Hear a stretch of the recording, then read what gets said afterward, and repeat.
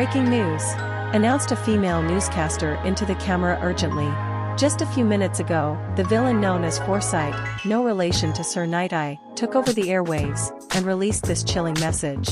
Suddenly, the image changed, showing a villain in ninja-like black and white armor and two swords strapped to his back, looking into a camera. And judging by his surroundings, he appeared to be on some kind of boat. Great city of Muzutafu. I am Foresight, leader of the new League of Villains. Foresight said, his voice sounding gruff and coarse, implying he was out of his prime. 4 years you've held the greatest leader known to history, all for one, within the walls of Tartarus. Imprisoning him under an entire fortress. Well, no longer. We of the League have been planning, gathering resources, building our strength for years. All for today. You see, we've created a bomb, capable of leveling the entire city. That will go off in 4 hours if All for One is not released. Now I know what you're thinking. The heroes will surely disarm it. Well, we have countermeasures for that. Firstly, you've likely noticed my men have taken hostages all over the city. Foresight then moved aside, revealing that behind was the head of the HPSC. Including her. Foresight said. The very head of Hero Society. If you attempt to disarm my bomb in any way, then the hostages will die. And my bomb is guarded by my 2 most elite men. Of course, if I were the heroes, I would likely focus on neither the bomb nor the hostages, but rather the legions of my men that I've sent to wreak havoc upon the city. Should you leave them unchecked, they'll destroy the city before the bomb even goes off. Of course, if you release All for One, all of this will be called off. The bomb will be deactivated, the hostages released, and the villains recalled. You have 3 hours. Think about this, very, very carefully. And the transmission cut off, and the newswoman returned. However, her expression wasn't one of fear, but rather she had on a confident smile. Of course, what the villains don't know, is that the heroes were well aware of this plan from the start. Having had spies in their organization for quite some time. The people in the areas where the villains were to be deployed have already been evacuated, and the heroes are ready to attack. Stay calm everyone, this will all be over soon. XXXXXXXXXXXXX. What? Foresight screamed as he watched the news on his phone, hearing the newswoman say everything about the spies and how the heroes already had a plan of attack. And then he faintly heard the sound of something gooey behind him. Foresight turned around just in time, to see that rather than the tied HPSC board woman, was a blonde teenage girl, completely naked, with a feral grin on her face and a knife in her hand, that was aimed for his chest. The villain quickly jumped back while pulling out one of his swords, and deflecting her attack. He. It's funny how you think you're so smart, yet you didn't even notice me sneaking around your little club. The girl giggled, walking over to the edge of the boat. You. I know you. Foresight immediately recognized the girl. It was hard not to. Her face, her weapon of choice, and of course her quirk all gave her away. Himiko Toga. Nope. That's Himiko Midoriya to you. Himiko pouted. I hate it when people call me that. It's so annoying. How can you do this? You were a member of the League. Foresight shouted out in rage and frustration. Do you even know what they did to you? They reset you like a fucking faulty computer. Himiko rolled her eyes. Of course, I know what they did. Although to be fair it was an accident. An accident they didn't bother to reverse. Foresight argued, leveling his sword at Himiko. They erased who you were. Yeah, but who I was A. kind of bitch. B. totally nuts. And C. definitely going to jail for the rest of her life. Himiko countered nonchalantly, clearly having had this talk many times before. Old me probably wouldn't be too happy about being reset, but new me is pretty happy all things considered. I got to be rich, have a loving family, a good childhood, lots of people that understood me and cared about me, all the blood I could ever want to drink, and most importantly, I'm not in jail. So yeah, pretty good deal all things considered. You make me sick. Foresight spat. I get that a lot. Anyway, see ya. Have fun getting beat up by the ocean. Himiko giggled, as she then tipped overboard, falling into the water. Fighting the ocean, oh shit. Foresight's eyes went wide, as he realized who Himiko meant. Suddenly, the water around the ship rose up, and Kota rose up being lifted by the water. Water hose. Foresight said as he got into a fighting stance. To think they'd send a mere hero student to face me alone. I'm more than enough to deal with you. The only reason you're even leader of this bootleg team is because you're the only one with even half a brain. Kota chuckled, as he lowered himself onto the boat. Water wrapped around him, forming a shield around him. The veil was deceptively thin, but Forsyth knew that water hoses' defensive techniques were tougher than they seemed. Water burst out of Koda's hands, going through the water shield, and rushing at Forsyth with incredible speed. But Forsyth saw it coming and jumped back just in time as one of the water blasts dug down at where he was standing, smashing through the wooden floor, before the villain then narrowly dodged another that was aimed at his chest. Forsyth, quirk, analyst, allows him to analyze situations in front of him, to predict the most likely outcome. The water kept coming at him through, splitting off into many different streams that all sought out Forsyth, approaching him at different angles at incredibly fast speeds. Seeing the most likely direction of each attack, Forsyth flipped backward, performing some gymnastics to dodge the streams as they flew at him. He rolled to the side and started running away. Shit.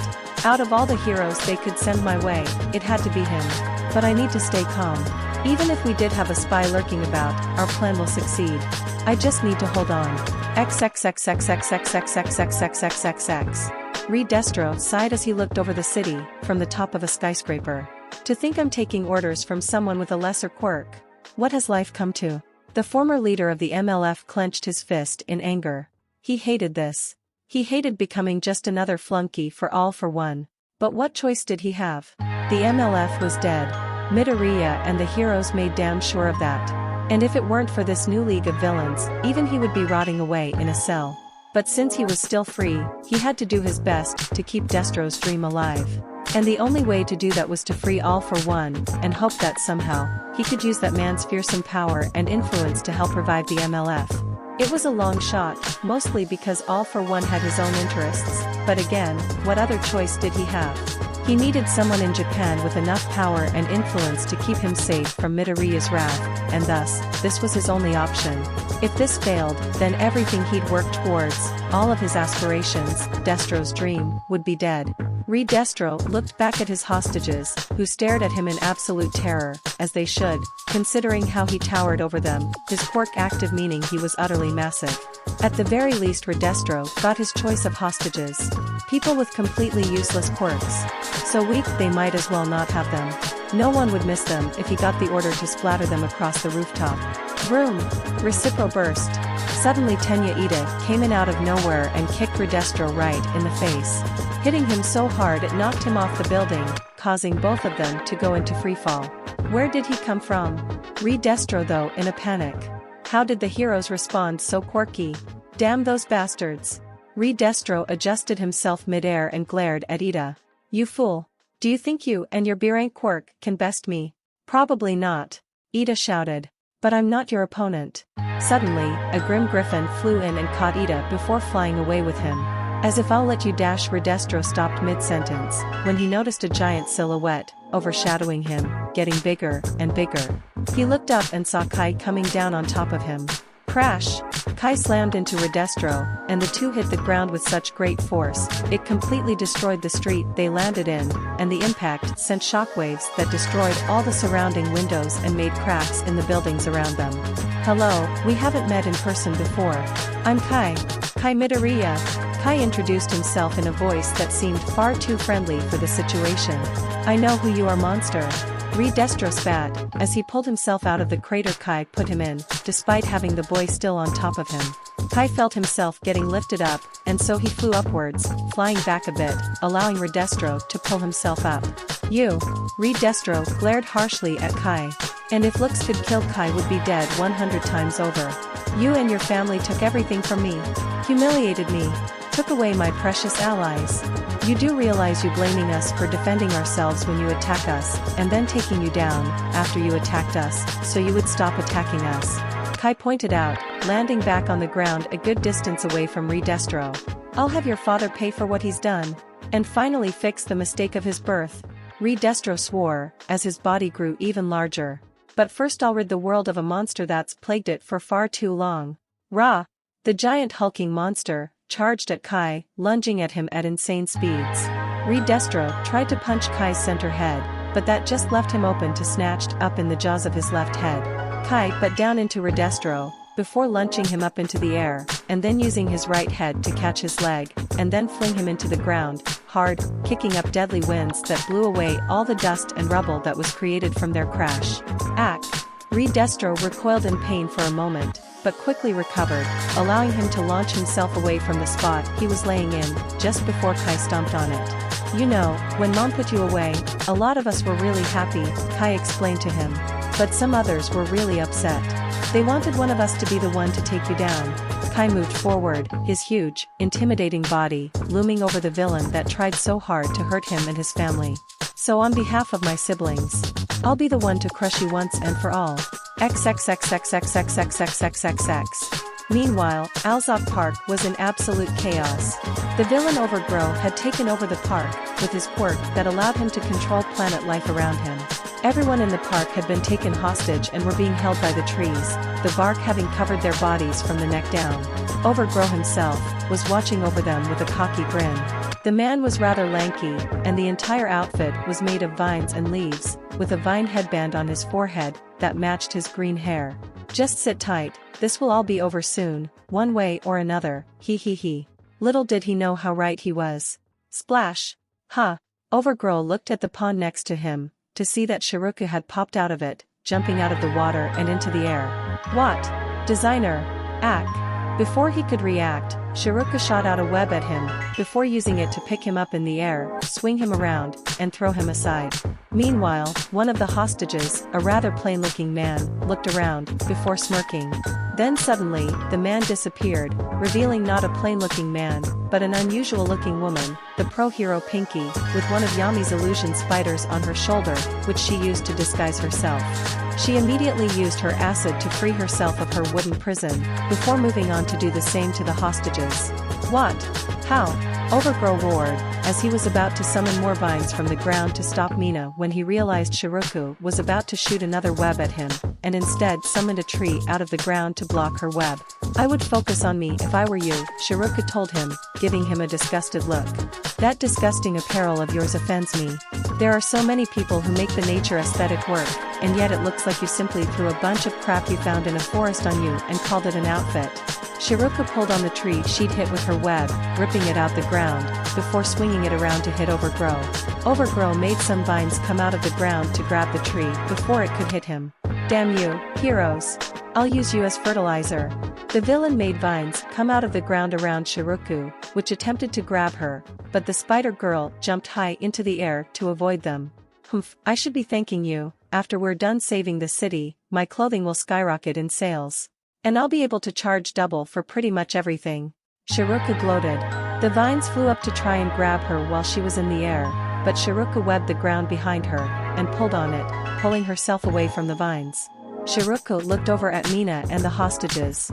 Mina had finished freeing them all, and the manticores had finally arrived, and Mina was now getting everyone on their backs. Good. Everything was going to plan. Now all she had to do was take down this fool. XXXXXXXXXXX. Meanwhile, in the Jaka hospital lobby, the villain Polymorph had taken some of the staff hostage and had them all tied up in the middle of the lobby. This place was once a base of operations for the great Dr. Garaki, one of All for One's greatest allies. Now it's just a shell of its former self. Polymorph lamented. The villain was pretty big, being almost 10 feet tall, and having an equally huge and muscular physique, which was on display at all times, as he wore only a pair of military camo pants, boots, and absolutely no shirt. Suddenly the villain's earpiece came online. The heroes are onto us. Kill the hostages. Got it. Polymorph said as he activated his quirk, turning his body to metal. Polymorph. Quirk. Polymorph. Allows him to transform his body into any material that he touches. When boosted by Trigger, it allows him to transform into any material he's touched recently. Each material has different properties and can give him different abilities. The villain was about to turn around and start doing as he was ordered. But suddenly, he heard the door open. Huh. Polymorph turned his head back at the door and saw it was flapping shut. But there was no trace of anyone around. Or at least no one in front of him. Crash! Suddenly, he was tackled out of the room, through the door, and into the hallway itself. Polymorph tried to elbow whatever was holding him, but he hit nothing.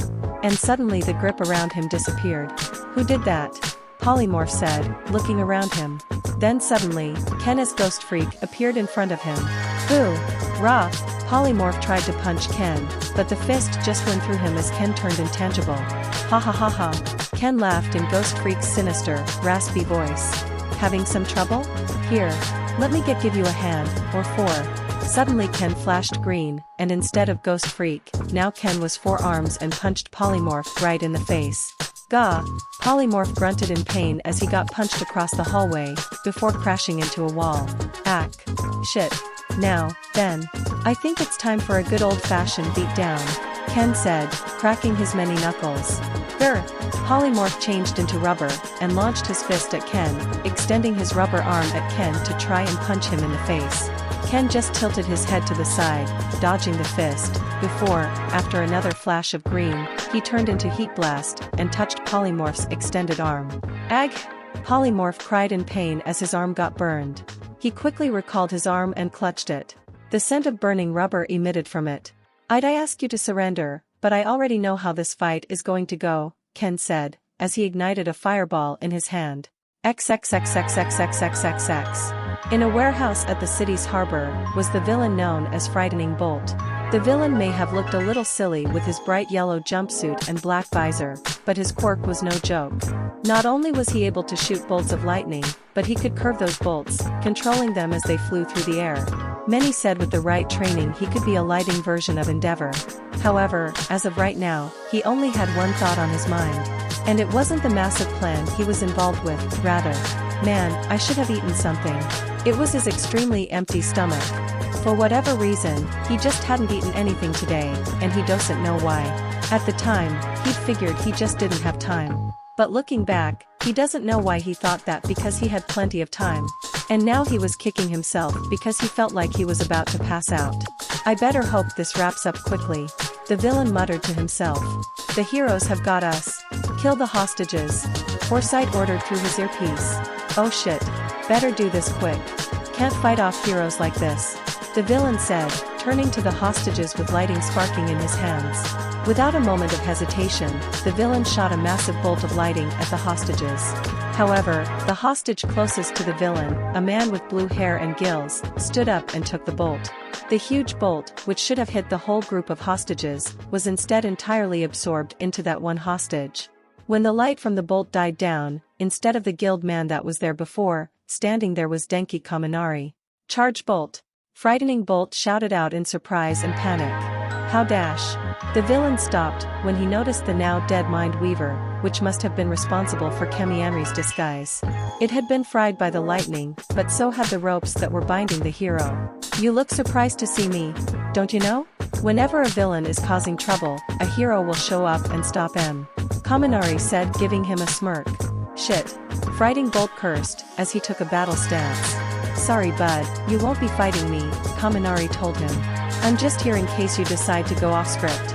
Instead, we're gonna let the kids get some experience, while you're delirious from hunger. How did you know about Dash? Bolt was cut off when suddenly a ball of fire crashed down through the roof. The fire faded, revealing Netsu, floating above the ground.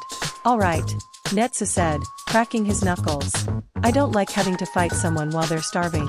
But I'm gonna have to take you down regardless. Sorry man. XXXXXXXXXXXXXX. Alright, everyone! Shouted the villain Accelerate, to an army of villains, in the streets of the city. Let's fuck some shit up. Accelerate was to lead the rampaging villain, seeing as his quirk was perfect for causing as much damage as quickly as possible. Normally, Accelerate's quirk would simply make him very fast. However, thanks to Trigger, he now had another ability. That being the more he ran, the more energy he built up, and he could unleash that energy on his opponents, in the form of a powerful blow, giving him both great speed and strength. The man wore a white jumpsuit, and blue goggles, that almost made him look like a pro hero if it weren't for his black tongue that signified the use of Trigger. Flying above them, was the second man in charge, a man in a high-tech suit of armor. Jetstream. Many would think that the jetpack on his back was simply part of his armor, but really, it was part of his body. His quirk. Jetstream. Quirk. Jetstream. Allows the user to fly at incredible speeds through the air, with a jetpack attached to his back. Today, we free all for one. Accelerate shouted, pumping up the crowd. Yeah, screamed the villains. Today, we finally end this new golden age of heroes. Accelerate continued. Yeah, today we dash. All go to jail. Shouted a feminine voice out of nowhere. Yeah, the villains screamed before they realized what they just heard, and then they all gave each other confused looks. Huh? Who said that? Accelerate shouted, looking for the source of the voice, which from what they heard was right in front of them, even though no one appeared to be there. At least that's what it looked like. Suddenly, Kiba, and an army of various Grimm behind her. All of them having been cloaked by mind weavers. Kiba was standing atop two bearing elves, looking down at the villains with a smug expression. She wore her blood-red armor, with her cape flapping elegantly in the wind. Shit, it's the heroes! The villains shouted in a panic. Oh ho ho ho! Kiba laughed. Greetings miscreants and mongrels. It is I, the legendary hero, Regina Tenebrow Materna. You should be honored that I personally came to dispatch you. Although I'm sure being hit by me is a memory you would treasure for the rest of your pitiful existence, I will give you the chance to surrender. You damn ungrateful brat. Accelerate shouted at Kiba. You wouldn't even be half the person you were without All for One. You should be helping us. Oh yes, I'm so grateful to the immortal evil overlord who tried to kill my family, for kidnapping me, experimenting on my body without my consent, erasing my memories, and trying to turn me into a living weapon for him, Kiba said bitterly, glaring down at the villains. Now, if you're done with your bad jokes, I will repeat myself this once. Surrender now or, oh silly me. I nearly forgot. You're not going to surrender. I already know how this battle ends. Why am I even wasting my time? Grimm, seize them all. The Grimm charged forward towards the villains, and the villains rushed to meet them, beginning a one-sided battle, as the Grimm outnumbered them 5-1. Shit. Jet screamed. You need to take out Grim Reaper or we'll never be able to do a damn thing. Accelerate shouted up at the flying villain. He should be on a building 10 miles south of here. It's massive and he sticks out like a sore thumb. Got it, Jetstream said, before flying away in that direction, moving so fast no Grimm could ever hope to catch him. Wait a minute. How the fuck did I know that? Accelerate wondered, being extremely confused about why he said that or even where that information came from. However, he couldn't think too hard about it, as Beowulf was coming right at him, and he had to dodge its claw swipe. Wait, who cares about that? I have to get out of here. And with that, Accelerate fled the battle in a panic, moving past the dense crowd of Grimm and running along the empty streets of the city. Kiba giggled. Leaving so soon? Well, that's fine. We knew you'd do that after all. Just like how we know exactly where you're going. All will go as Alice wrote. XXXXXXXXXXX. Elsewhere in an abandoned, run-down building, in the poorer part of the city, were two villains, guarding a large crate, which contained the aforementioned bomb. The first villain was Tara, a female villain, short but rather toned, wearing some casual clothes, just some jeans, and a sports bra. Her quirk was earth manipulation. Not a creative name, but one that told you exactly what the quirk did. It let her freely control the earth itself. Things such as dirt, stone, and any naturally occurring geological materials. The second villain was known as Arsenal. A large bulky man, wearing a similar outfit to Tara. Just some jeans and a tank top. His quirk was called Arsenal. An interesting quirk that allowed him to recreate any weapon he's touched from out of his body. And thanks to the League of Villains resources, he's got quite a lot of weapons for many situations. You think the bomb will actually go off? Arsenal asked his fellow guard. No way. Tara rolled her eyes. As if they'd just let the whole city blow up. They're gonna release the old man any second now. And when he's out, he's gonna give us all quirks. The two then started to imagine all the quirks that they could get, and their daydreaming would cost them. Suddenly, while they were off guard, two tendrils, one blue and pink, and the other completely black, burst through the walls from opposite sides, and wrapped around their legs, tripping them up, before pulling them in separate directions away from each other. Taking Tara outside and Arsenal deeper into the building. Ack! Tara grit her teeth as she got dragged across the street, her back skidding along the ground. She quickly used her quirk to make a jagged stone erupt from the ground, and cut off the tendril that was dragging her along. Fuck! Tara cried as she got up and rubbed her back. The cut-off tendril continued retreating back, before sinking back into none other than Fu, who's standing not too far away from Tara. We'd know you won't, but I'd like to offer you the chance to surrender, in case you want to go off script, Fu told her. Eat shit, Tara said, before activating her quirk. The ground shook, and Fu jumped up to avoid a bunch of earth spikes that Tara made to impale him. Fu shot out a bunch of tendrils at her from his chest. Tara brought up a wall to try and block the tendrils, but before the tendrils even hit the wall, they moved around the wall, so quickly it was as if he knew she was gonna do that. The tendrils wrapped around her torso and her neck, before squeezing tightly. Ack! Tara could feel the air being choked out of her skin bruising, and her bones creaking under Fu's power. Quickly, Tara summoned some more spikes to cut off the tendrils. The moment the tendrils came off her, she took in a deep breath. Fuck. Ack. You should have surrendered while you still could, Fu told her. Because now we have to do this, the hard way. XXXXXXXXXXXXXXXXXX. Meanwhile, Arsenal found himself being dragged deeper into the building by the other tendril. Arsenal got thrown into a room by the tendril and rolled across the floor until he hit a wall. Ack. While the villain was recovering, he heard a creepy giggle coming from the doorway. He looked up and saw Sanson peeking inside the room. Demon slime.